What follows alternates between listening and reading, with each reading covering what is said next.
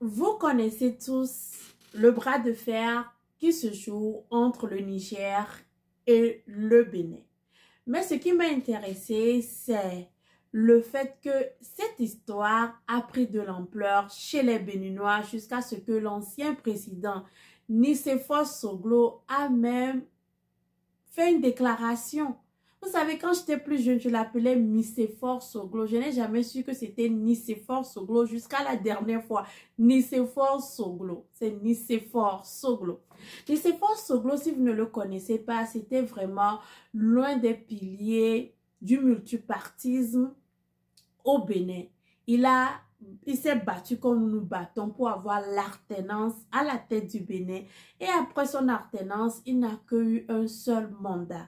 Mais ça a permis quand même à Kérékou, qui est son challenger, d'avoir 2 mandats. Après son deuxième mandat, de respecter la constitution et de permettre à d'autres comme Yahi Bonnier, maintenant talent, de diriger le pays. Donc on peut dire quelque part que la démocratie que les Béninois ont vient quelque part du combat de Nicéphore Soglo, du fait qu'il a décidé, quand il a perdu les élections présidentielles, de quitter le pouvoir et de donner le pouvoir à Kérékou. Pourquoi je parle de Nicéphore Soglo? C'est que dans d'autres pays africains, on ne trouve pas ces hommes. Nicéphore Soglo a seulement fait un seul mandat au Bénin.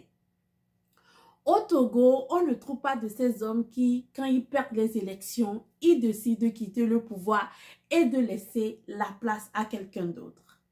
En Côte d'Ivoire, Houphouët-Boigny est mort au pouvoir. Bédié est venu, Bédié commençait par faire des changements de la constitution pour garder le pouvoir jusqu'au coup d'État qu'il a fait partir. Maintenant, il y a eu Laurent Gbagbo aussi qui est arrivé au pouvoir, qui a été délogé par une guerre civile. Maintenant, nous avons l'oncle Ouattara qui est aussi déjà en train de faire un 3e mandat et dont nous pensons qu'il fera un 4e mandat. Comment les Béninois peuvent avoir un ancien président comme Nicéphore Soglo et à côté le Togo, à côté la Côte d'Ivoire ont des difficultés à trouver des hommes. Quand ils perdent les élections, ils ont le courage de dire je quitte, je laisse la place à quelqu'un d'autre. Donc c'est de ça que je veux parler de Nicéphore Soglo, parce que nous ne parlons pas beaucoup de ces hommes qui se sont battus dans le but d'amener l'alternance dans leur pays. Nous parlons tellement des dictateurs, de ceux qui sont au pouvoir. Nous avons fait tellement de la publicité pour ces dictateurs que nous oublions qu'en Afrique aussi, il y a des démocrates.